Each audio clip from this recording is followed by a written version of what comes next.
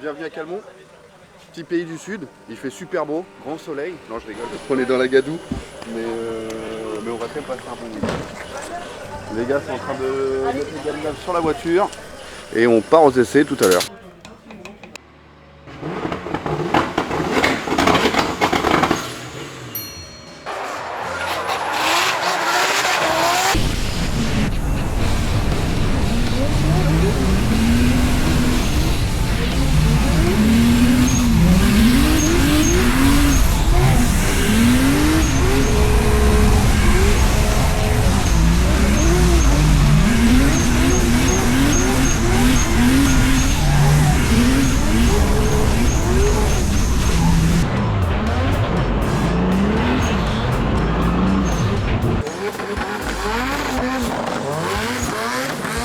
Bon, les essais sont finis.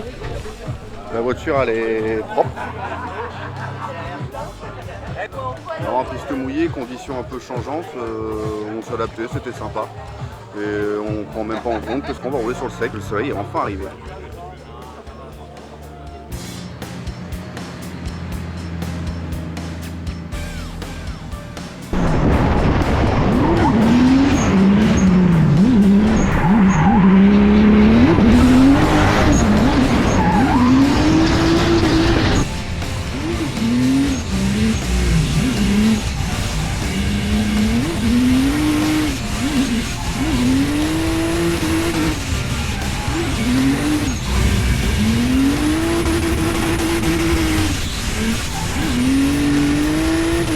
Un petit warm-up le samedi après-midi pour tester la piste sèche, la voiture grip. Les gars me disent que la grip pro, moi je leur dis que non, ça le fera. Du coup on touche pas trop à l'élevage, je leur demande même de rajouter un peu de grip et je leur dis il faut que ça grippe et ça grippe. Damien, déjà bonsoir. Comment s'est passée ta journée pour toi? Eh ben plutôt bien. Ça va être suavemente, besame, que quieres sentir tu cuerpo, besame otra vez. Ce soir, karaoké au bar du village. On n'a pas dormi beaucoup. Eh mon gars, on est dimanche matin. Bon, on s'est un peu couché tard hier, c'est tout. On part pour les warm-up.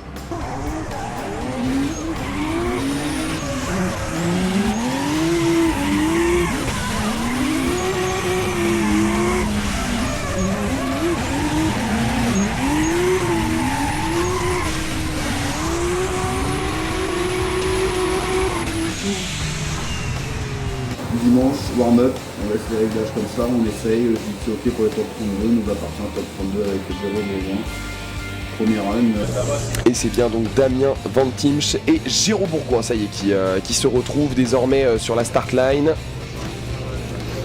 Prêt de passer bien sûr par la zone de chauffe. Et ça y est, on va partir. La E92, 540 chevaux de Damien Van Timsch face à la E36 de 800 chevaux pour Géro Bourgoin. Allez, on a déclenché un beau premier passage sur le clip pour Damien Van Timsch, même si ça manque peut-être un petit peu de vitesse.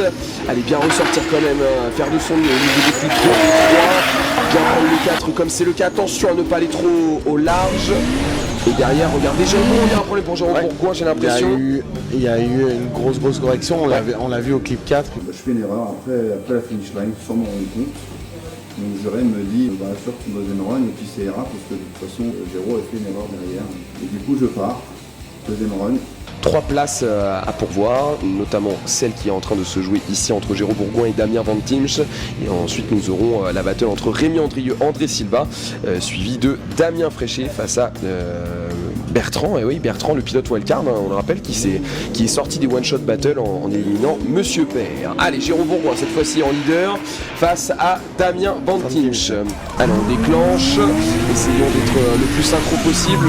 Ça se passe pas forcément très bien, peut-être pour les premiers en tant que leader. Allez, Damien Van Timsch continue de poursuivre l'effort. Il cherche se la tourner proximité rapidement sur les clips suivants et Géro Bourgoin, il y a quand même un problème. J'ai 2 fois dans cette phase-là, 2 fois dans ce virage, 2 fois ce problème pour Géro.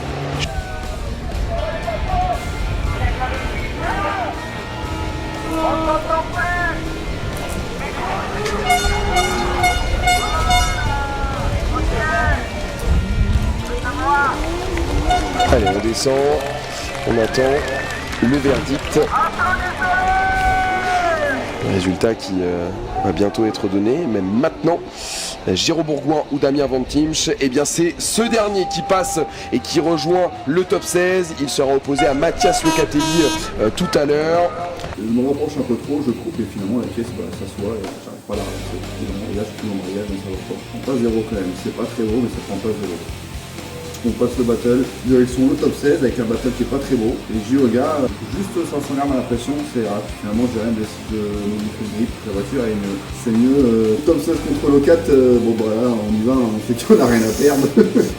Au pire on va s'amuser, passer un bon moment. Je dis au gars, au déclenchement je le lâche pas, les compter pour pas me faire distancer, normalement on ne reste pas trop mal au déclenchement. Mathias en start line face à Damien. Là on a un Mathias très en forme aussi début de ce week-end. Un Mathias qui roule intelligemment avec sa voiture. Je crois qu'il met derrière quelques soucis mécaniques parce qu'on n'a pas vu trop en galère pendant les essais. Maintenant, il faut s'affirmer. Les lumières s'allument. Mathias Locatelli leader, Damien Van Timsch en suiveur. C'est parti. Allez, l'appel, le contre-appel, et c'est Denis Rouen à la proximité d'entrée pour Damien Van Timsch. Suiveur, attention quand même à bien de faire la transition pour aller vers le clip numéro 2 et le numéro 3. Voilà, il y a un écart par contre là qui s'est créé. Et devant Mathias, lui, il poursuit sur sa très très belle ligne. Et très très fort sur la finish line également. Alors ça s'est peut-être un petit peu gâté par la suite pour Damien Van Timsch. Premier vrai job start bien réussi. Deuxième match, je suis dedans. Je coupe un tout petit peu pour pas le toucher trop fort et du coup je fais une erreur parce que ça remet pas gaz tout de suite. La jugée qui n'est pas si belle après voilà des débuts un petit peu compliqués comme c'était ce qu'il estimait du côté par exemple de Vesoul avec un top 8. Après il a quand même fait 4ème du côté de Crans-en-Ternum, mais voilà, c'est une saison qui ne lui plaît pas visiblement, mais voilà, s'il fait un beau résultat à Calmont, je pense qu'il aura déjà vraiment le sourire, et n'oublions pas, il a l'opportunité aussi de retarder le titre de Kevin Chozou. Allez, c'est parti, on a déclenché de nouveau, et là aussi il y a de la proximité directement sur le clip numéro 1. L'enchaînement avec le clip numéro 2, on est beaucoup plus à l'intérieur ici pour le coup. Le clip numéro 3 est un petit peu mieux pour les deux hommes. Voilà, c'est toujours très très proche ici pour Mathias. Allez, Damien jusqu'au bout, ne rien regretter. Oh là, il est quasiment dans sa portière. Dans sa portière, Mathias Locatelli sur Damien Van Timsch. Exécution formidable de la part de Mathias, du déclenchement à la finish line. Et Damien Van Timsch, alors il a sorti son grand jeu, il a fait son très très beau, peut-être plus beau run lead du week-end, on lui le souhaite. Parce que voilà, ça va vite, c'est ample, et puis c'est exactement ce qu'on attend d'un leader. Donc bonne chance aux juges, départagez-les nous.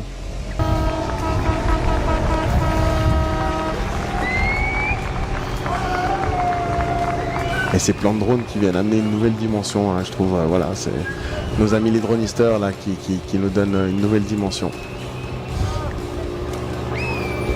On a une décision des juges, 1, 2, 3 voix, Mathias Locatelli.